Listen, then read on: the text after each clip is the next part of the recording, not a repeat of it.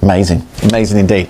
Right, we're out of time. We'll have to leave it there. Aisha, Zarika, Doug, hi, lovely to have your company on the programme this evening. Thank you very much indeed for that. We'll be back, of course, same time tomorrow. Do join us for that. Good night.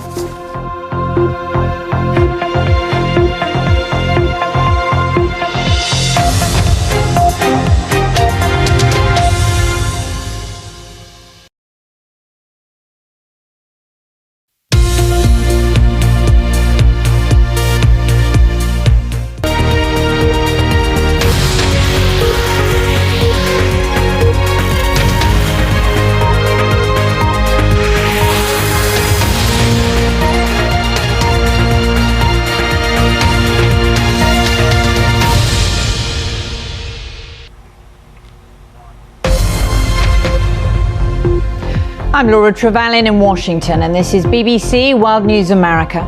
34 years after the Lockerbie bombing, a suspect appears in a US courtroom.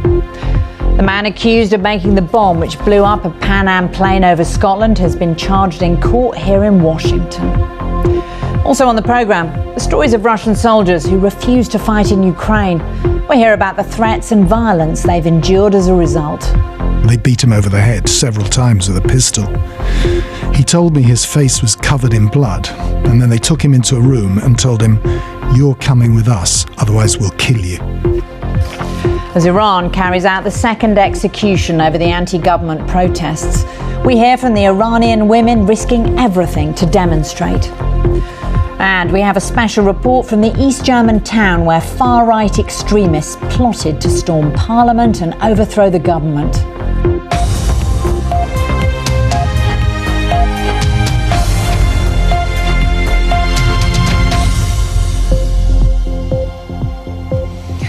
Welcome to World News America on PBS and around the globe. It's almost 34 years since a passenger plane heading for the US exploded over Lockerbie in Scotland, killing 270 people. 190 Americans were killed in one of the deadliest terror attacks in US history. Today, a man accused of making the bomb that destroyed the plane has appeared in court here in Washington. The suspect, Abi Aguila Massoud, is alleged to have been a member of the Libyan intelligence service. The BBC's North America editor, Sarah Smith, reports. And our North America correspondent, Nomia Iqbal, is outside the courthouse here in Washington, D.C. And Nomia, tell us what happened when Abi Aguila Massoud appeared in court. Nomia Iqbal here in Washington. Thank you for that update.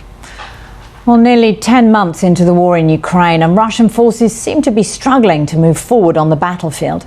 President Putin insists his forces are fighting brilliantly, but there are some who refuse to fight. We've heard testimony from servicemen, their family members and advocates, suggesting some soldiers have been mistreated, threatened and even attacked to force them back to the front line. Our Russia editor, Steve Rosenberg, has been listening to those stories.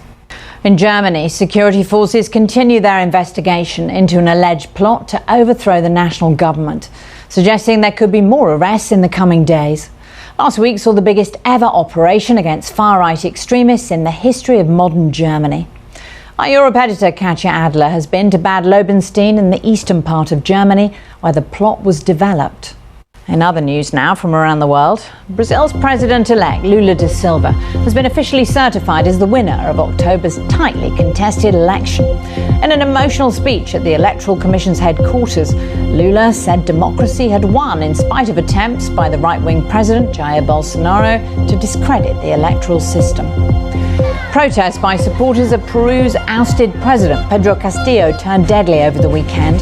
2 people have died after clashes between police and demonstrators. Last Wednesday, Castillo was thrown out of office after trying to dissolve Congress. We go to Zimbabwe next, where people are without power for 18 hours a day, all because there's not enough water in a major dam to drive the nation's main hydropower plant. Across the country, businesses and people are struggling to cope. BBC's Shingai Nyoka reports from the capital, Harare. Iran has executed a second person linked to the wave of anti-government protests.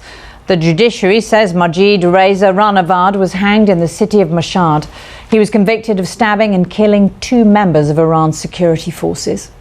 All those protests in Iran began after Mahsa Amini died in the custody of Iran's morality police.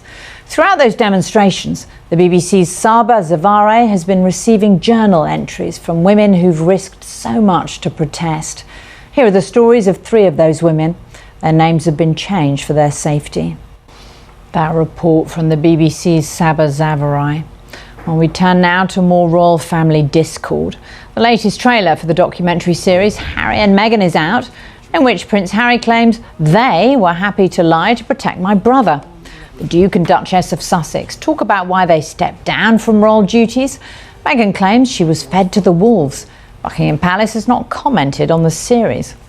Meanwhile, over in Britain, King Charles and the Queen Consort have revealed their first Christmas card since Charles became the monarch. The royal couple are pictured at a gathering in the Highlands in early September.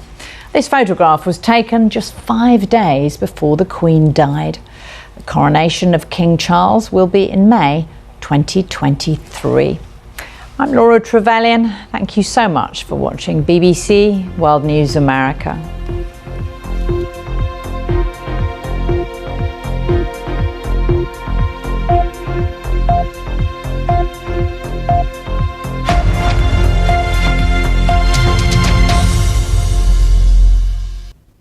Hello. Cold air will remain entrenched across northern parts of Europe.